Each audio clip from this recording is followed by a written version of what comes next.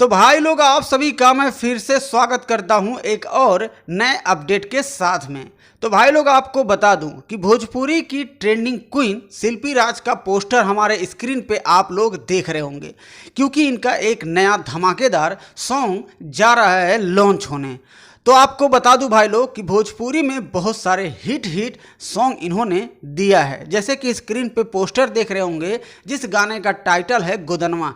ये भी गाना एकदम एक नंबर पे हिट रहा है।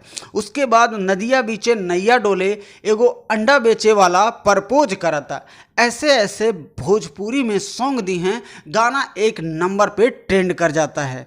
तो आज के इस वीडियो में आप सबको बता दूं कि शिल्पी राज का एक नया धमाका जा रहा है लॉन्च होने, और उसी गाने का जानकारी आपका छोटा भाई देने वाला है। तो स्क्रीन पे पोस्टर आप लोग देख रहे होंगे, जिस गाने का टाइटल होगा रंग बदला, ये इनके गाने का टाइटल है। और इस वीडियो में फैड करते नज़र आने वाले हैं और आने वाली हैं, जिनका नाम है निकिता भारद्वाज और कुणाल सिंह। ये वीडियो में फैड करते आप सभी को नज़र आएंगे। इस गाने के राइटर होंगे सोनू मिश्रा जी और म्यूजिक डायरेक्टर होंगे विक्की बॉक्स जी। इस वीडियो को 29 अप्रैल यानी कि सोमवार के दिन सुबह में 7 बजे गाने को लॉन्च किया जाएगा।